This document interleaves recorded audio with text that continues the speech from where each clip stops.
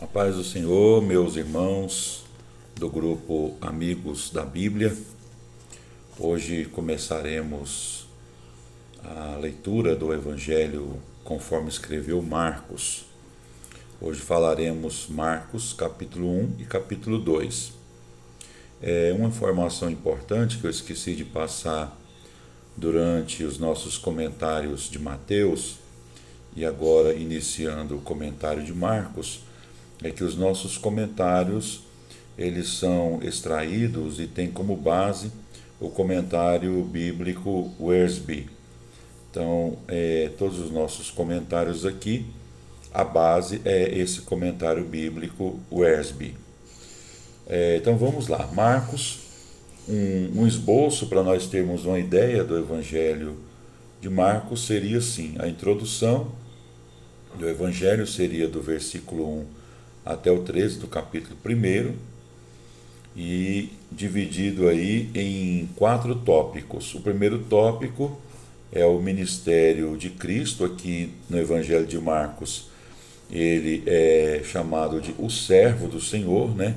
Então muitas vezes a gente vai ouvir a expressão aqui o servo, é uma referência a Jesus Cristo, porque é assim que ele é apresentado aqui no Evangelho de Marcos. Então a primeira divisão seria o ministério do servo na Galileia, que vai de Marcos capítulo 1, versículo 14 até o capítulo 9 e versículo 50. A segunda é a jornada do servo para Jerusalém, versículo 10. A última semana do ministério do servo, capítulo 11 até o 15. E a vitória do servo, capítulo 16. Então vamos falar aqui um pouquinho sobre as características do Evangelho de Marcos. Marcos registra cerca de metade dos milagres de Jesus. Apenas o relato de Marcos apresenta a cura do homem surdo e gago. Capítulo 7, versículo 31 a 37 de Marcos. E a de um cego, lá em Marcos capítulo 8, versículo 22 a 26. Das 18 parábolas que Marcos registra, 2 são exclusivas do seu evangelho. Marcos 4, 26 a 29 e Marcos 13, 34 a 37. Marcos apresenta um único discurso longo e foca na ação e não no discurso. Com frequência, ele menciona as ações de nosso Senhor Jesus, como olhando ao redor, e a manifestação de suas emoções. Seu evangelho é um relato encorajador da vida e obra de Jesus, o servo de Deus. Então vamos aqui para algumas notas introdutórias do Evangelho de Marcos. Autor: Marcos, ele é chamado de João Marcos. Ele era líder da igreja de Jerusalém, vivia em Jerusalém com sua mãe Maria. Atos capítulo 12, versículo 12. João Marcos acompanhou o primo Barnabé, Colossenses 4, versículo 10, e Paulo no ministério para aplacar a grande fome, conforme está lá em Atos 11, 27 a 30. E na primeira viagem missionária de Paulo, conforme está em Atos capítulo 13, versículo 5. No entanto, durante essa primeira viagem missionária, Marcos deixou tanto Barnabé quanto Paulo em Perge e voltou para casa, conforme Atos 13 e 13. Mais tarde, isso causou a separação entre Barnabé e Paulo, e Barnabé levou consigo Marcos sob sua responsabilidade, e nós temos isso registrado em Atos capítulo 15, versículo 36 a 41, lá para a região de Chipre. Entretanto, Paulo, antes de morrer, reconheceu a importância de Marcos no ministério e falou muito bem dele, conforme está lá em Colossenses 4, versículo 10, e 2 Timóteo capítulo 4, versículo 11. A tradição chama Marcos de um intérprete de Pedro, o que sugere que seu evangelho é um relato de Pedro sobre as palavras e obras de Jesus. Então, o relato é de Marcos, mas a tradição fornecida é de Pedro. O tema do Evangelho de Marcos é o seguinte: Marcos escrevia principalmente para leitores romanos e enfatizava Jesus Cristo como servo de Deus. Marcos 10, versículo 44 e 45 aponta para isso. Uma de suas palavras-chave é logo ou imediatamente, que aparece cerca de 40 vezes em seu evangelho. Isso ele escreve para indicar movimento, o servo de Deus sempre trabalhando. O fato de Marcos explicar os costumes judaicos e traduzir palavras do aramaico indica que ele tinha leitores gentios em mente. Marcos também enfatiza o discipulado e a perseguição. Esse evangelho foi um grande encorajamento para os cristãos perseguidos durante o governo de Nero, entre os anos 64 a 67 depois de Cristo. Então vamos aqui para o comentário do capítulo 1 de Marcos. A palavra evangelho significa boas novas. E essa palavra boas novas ou evangelho aparece em diversas referências no evangelho de Marcos. Marcos 1, 14, 15, 8, 35, 10, 29, 13 e 10, 14, versículo 9, 16, versículo 15. Essa palavra evangelho designa a mensagem de Jesus Cristo, Filho de Deus, que morreu pelos pecados do mundo. Marcos dá as credenciais pessoais de Jesus Cristo, o servo de Deus. No Evangelho de Marcos, lá do versículo 1 até o 8 do capítulo 1, nós temos lá a proclamação. Marcos declara desde o início que Jesus é o Filho de Deus, testemunho que ele dá logo no início do livro. Marcos 1, 11, Marcos 3, versículo 11, Marcos 5, versículo 7 e outros. Marcos cita Malaquias capítulo 3, versículo 1, logo no versículo 2, e Isaías 40, versículo 3, no versículo 3 de Marcos. Duas passagens que se referem a João Batista, que foi quem preparou o caminho do Senhor. Naquela época, o povo de Israel estava em um período de deserto espiritual e João tinha de prepará-los para a chegada do Filho de Deus, o servo. Reconhecimento, capítulo 1, versículo 9 até o 13. Jesus não foi batizado porque era um pecador arrependido, já que ele é Filho de Deus e sem pecado. Seu batismo com água é um retrato de seu batismo com sofrimento na cruz. Ele cumpre toda a justiça por intermédio de sua morte, sepultamento e ressurreição. A voz do Pai e o Espírito Santo na forma de uma pomba reconhece a divindade do servo e o seu messiado. Sua vitória sobre Satanás é uma prova adicional de sua filiação divina. O primeiro Adão fracassou em um adorável jardim, conforme está lá em Gênesis 3, enquanto o último Adão, que é Cristo, derrotou o inimigo em um deserto terrível. Capítulo 1, versículo 14 até o 25, nós temos aqui o relato do poder do servo, o poder de Jesus. Jesus chegou a Galiléia como pregador e anunciava as boas novas de que o reino de Deus chegara para os homens na pessoa do servo do Senhor.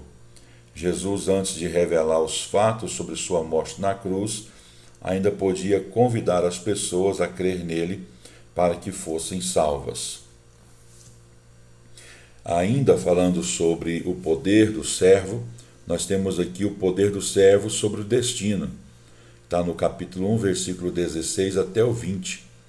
Alguns meses antes, Pedro, André, Tiago e João conheceram Jesus e creram nele, mas esse era o chamado deles para o ministério em tempo integral como discípulos. Zebedeu devia ter um negócio lucrativo, já que podia contratar trabalhadores, por isso a partida dos filhos não o empobreceu. Pelo menos 7 dos discípulos do Senhor Jesus eram pescadores profissionais. Os pescadores têm coragem, tenacidade e disposição para trabalhar duro e também sabem trabalhar em grupo. Essas são boas qualidades para que eles pudessem ter se tornado pescadores de homens. Falando sobre o poder do servo, nós temos aqui o poder sobre os demônios. Está no capítulo 1, versículo 21 até o 28.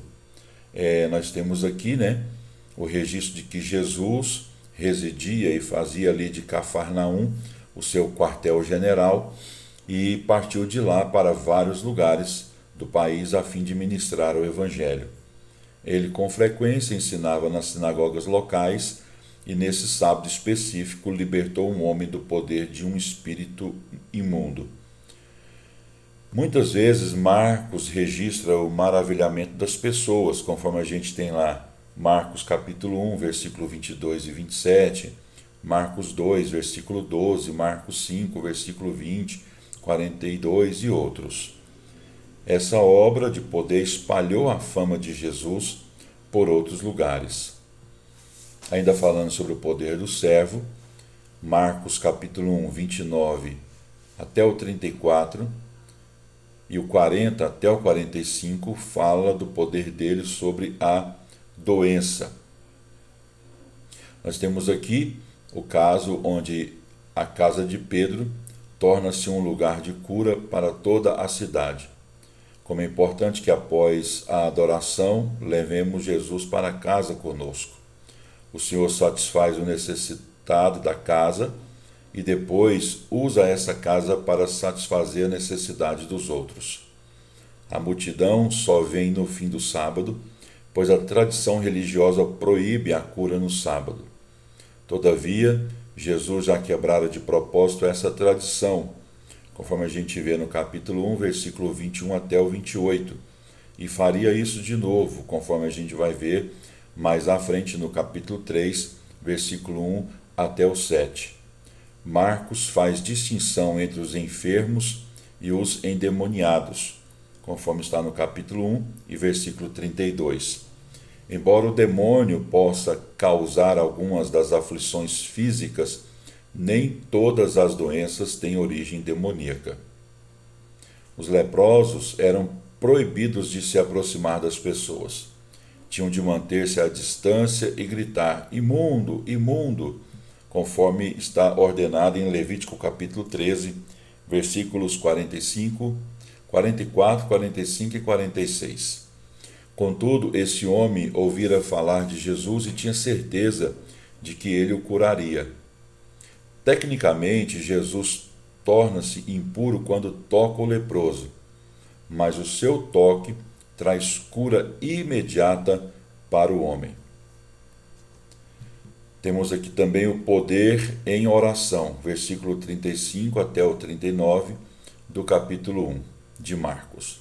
Independentemente de quanto o servo trabalhe para ajudar os outros, ele sempre reserva um tempo no início da manhã para estar com seu pai.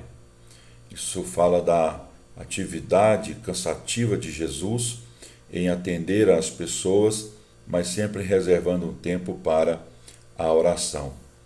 Se o Filho de Deus, Jesus Cristo, tinha de passar um tempo em oração enquanto ministrava aqui na terra, imagine com relação a nós, Precisamos muito de orar.